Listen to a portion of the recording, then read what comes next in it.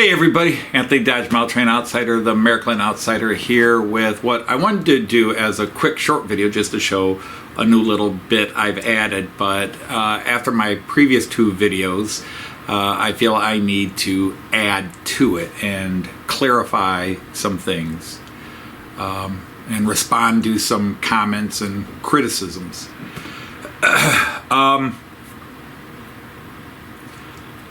One problem, and I use the word problem very loosely because they're not real problems, but an issue I did have on my layout was that when I take my high-speed trains out, these have these pin connections, these computer pin connections, and you're not supposed to take them apart. Once they're together, you're supposed to leave them together. And so I created a parking area for my railjet and my ICE 3s and 4s, and gradually added my ICE 2 and 1 so that I never had to take them apart to put them on the layout, take them off the layout, put them on the layout when I'm not running them. And the thing is, so they all tend to run the same direction. Or better yet, the side of the locomotive always faces the same side of the track as it goes around. So whether I run it cab forward or locomotive forward, it's always one side is to the inside and one side's to the outside. And I've debated over the years how to add a reversing loop so that I could occasionally run them the other way, because it does create uneven wear and tear when you're constantly going around the curves the same way, especially if you run them a lot. Now, I run my trains a lot on Friday, but I don't run them a lot the rest of the time. So I kind of needed a reversing loop, but there was no easy way to do it. Well, there was an easy way, and I finally did it. And so it's a hidden reversing loop. So I'll show you that and what I did. It's real quick, real easy.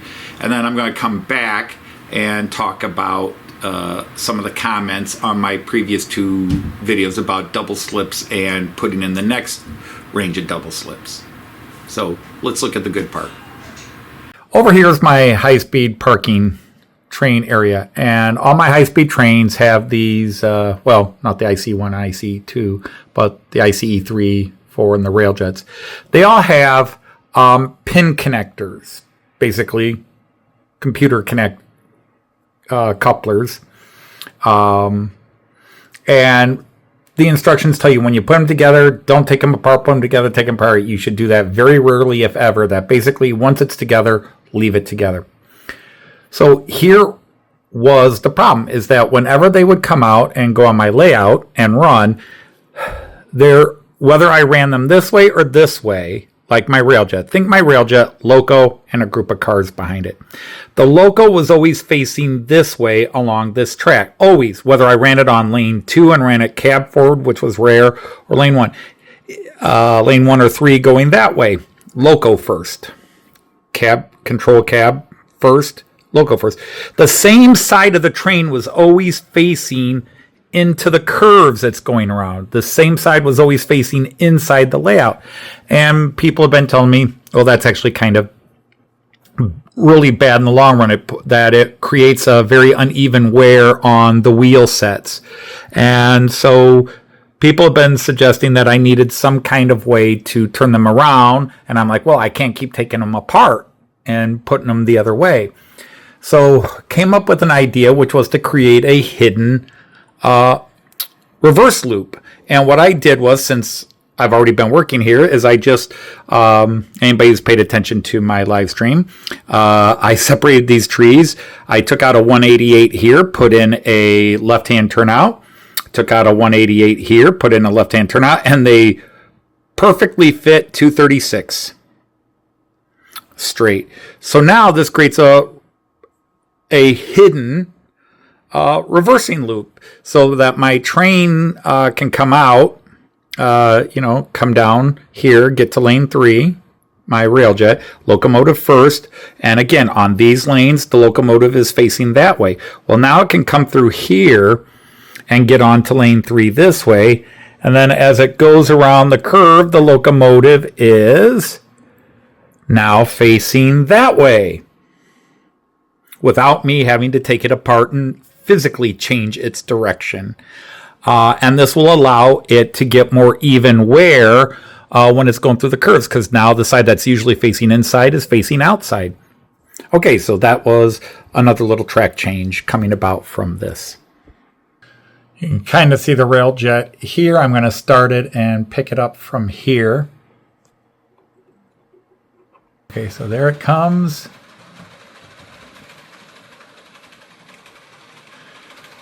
Now you can see it coming out, and it should turn on to lane 3.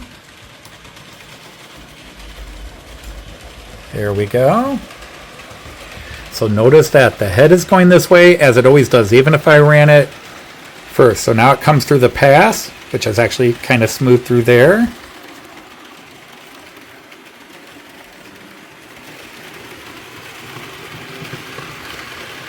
So now it is actually already running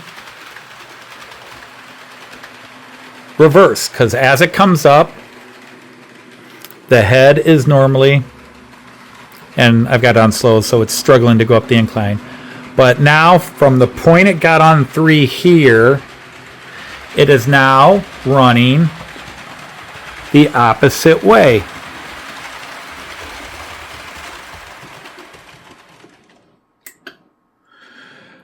So now, for the first time ever on this layout, this side of the loco and passenger coaches are facing this way. So I've created a little reversing loop so that I can address this problem I've been warned about. Take care.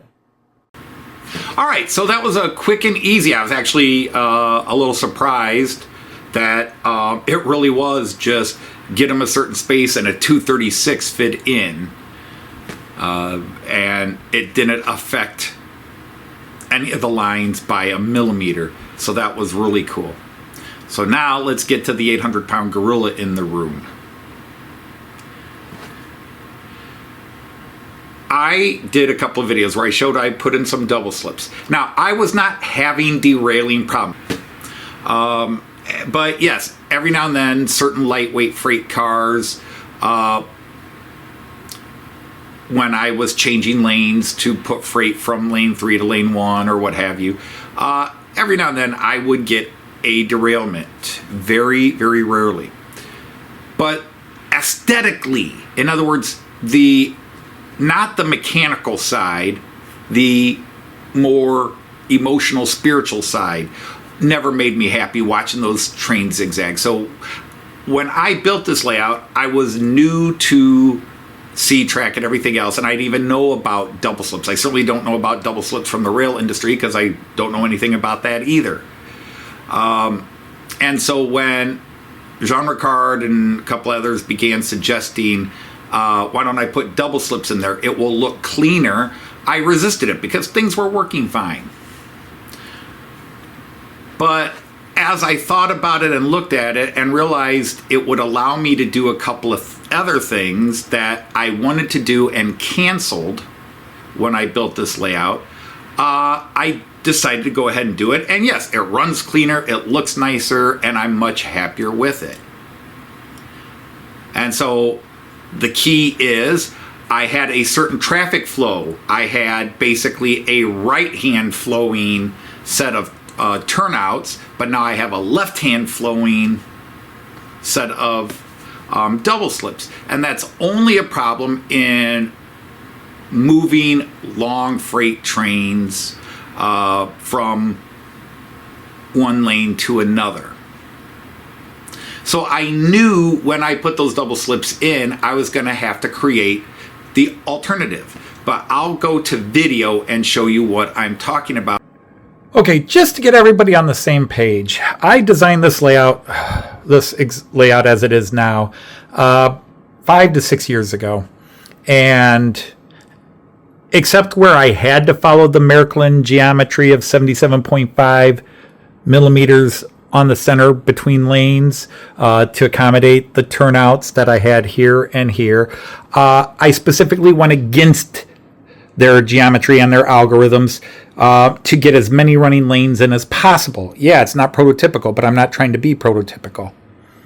So I want just as many trains as I can run as possible. So anyhow, I put the double slips in. The double slips here are left flowing. In other words, if you go from lane 1 to go down a lane, you have to flow to the, or to change lanes, you have to flow to the left. So if you're coming this way, you go up to the left. If you're coming this way, you go down to your left. All right, well, what was there were right leaning, right flowing turnouts. So the double slips here. I had right turnouts that went here, and you can even see in the dust, you know, where the tracks were, you can see that they flowed to the right.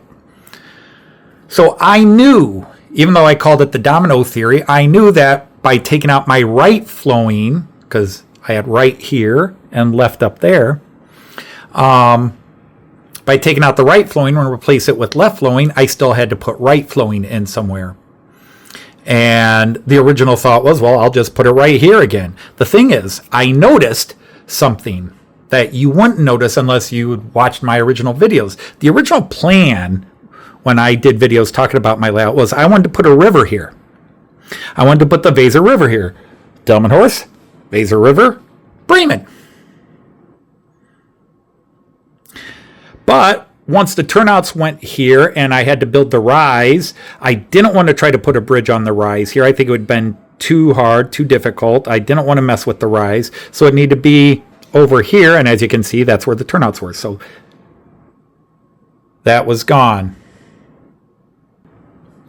I knew I had to put it in, but by now having that dream back, so I decided I didn't want to put the double slips in right here where it would take away the chance at the river again. If I got a chance to put the river in now, where I can put it in right here and have it flow right here or from here to here, I'm going to see how I can do it. But at least now the possibility of doing it has come back, which was part of the original design. Okay, so I need to put my right double slips in. What I tried to do in the last video, even though I called it domino theory, is because it set off a chain of events. Okay, so I got to put the right slips in, so I got to decide where. Once I decide where, it's not going to be a big deal. But deciding where is kind of what I was talking about. So I came over here and said, well, I can't put them here because it's going to push everything over here. And all of a sudden people are saying, well, you'd have to do your curves here. I said, no, you're not understanding.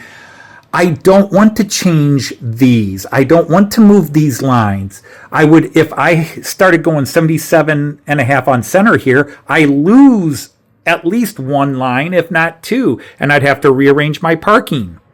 Or I'd have to take out 2 parking lines to maintain the 6 running lines. I don't want to do that. I don't want to change this.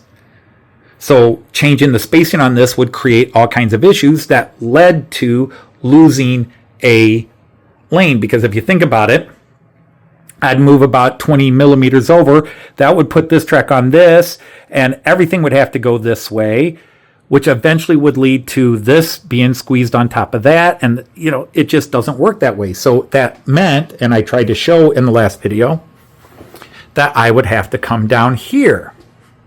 Now, originally, I had talked to Jean Ricard, who was helping me a bit with it, that I would put a couple here and then a couple over there, but it still was changing things over here that I didn't want to change. So I'm going to put them all here. They all fit. They'll fit across up here. But yes, this is still narrow. I still think I'm going to be like 15 to 20 centimeters, about or 15 to 20 millimeters, somewhere around half an inch to an inch. I'm going to be going that way. And so all of a sudden I got all these people saying, well, it's going to change all you're going to have to fix this and get all this. No, I don't have to fix this. And here's a quick example. Here is my level. This is a radius 4 curve. Okay. Fitting on a radius 4 curve. So when I move this way, everybody's thinking I also have to move this way. I don't. I have to move this way. I have to move one direction, not two. So when I move this, I literally, if you see what I'm doing here, I can stay straight there. You can see I'm straight there, but now I've moved forward. So all I have to do is once I get everything here 77.5, because yes, all the turnouts and the double slips are based on 77.5 millimeters on center. So once everything gets adjusted that way and leveled out, because actually this is too narrow, this is too narrow, that's actually too wide, and that's spot on because I already have two turnouts there, which will be coming out. So in the end, it's going to create about an inch forward movement. So the only thing I have to do is where this originally ended, can I show it? Is that? Yeah, there's the seam. I don't know how well you can see it, but right there's my seam, is I'm going to have to adjust this straight track that much. I'm going to have to take that much out of the length. And the only problem with that is if I were doing straight track, I would just rip out the track and cut another piece that's short to fit that space.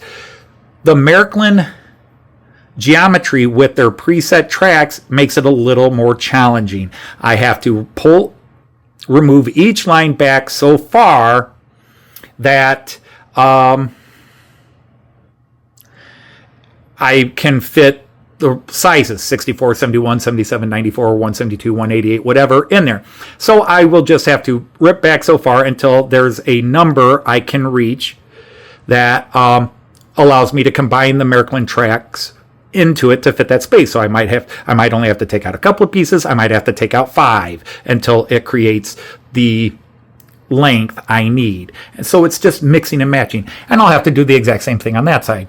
So it's not a problem. It's not anything anybody needs to solve. I've already solved it, other than doing the final math for that. So it wasn't a problem. It wasn't anything I was saying, hey, people, can you redesign this for me? But I've got people arguing with me over, even when I tell them, no, it's not a problem. They're like, well, if you want to get all this like this, I was like, no, I didn't say I wanted to get everything like that. I don't want to have to change everything here where I lose a lane. Here, I can do it and not lose a lane. Oh, but you're going to have to, yeah, I'm going to have to shorten these up. I'm going to have to take out a piece and push this up a bit. Not a problem. Yes, all of this is going to get moved somewhere between a ½ inch to an inch that way. Big deal. Yes, it's going to be a lot of work. I'm going to have to undo track, and for each one of these lanes, I'm going to have to recalculate what pieces to use. But I've got plenty of spare pieces, as well as what's already here, and everything else will be fine once I get these going. It's just once they go in, I'm actually looking forward to this. So that's the situation. Back to me for a wrap up. So on that note, I'm actually very excited, and that's why I wanted to share these videos, because the first time in 4 to 5 years, I'm actually doing track work. Not that it needed to be done, but it was an aesthetic fix I wanted to do that's going to finally allow me to start ballasting the rest of the track around, scenic, grass, and go from there. So I really have been in a positive vibe, and these people are just kind of really getting a little too hard crapping on it. So yeah, it upset me, and I did have something to say about it, but I'll say more on Friday. So until then, obviously, and choose happy trains. Take care, everybody.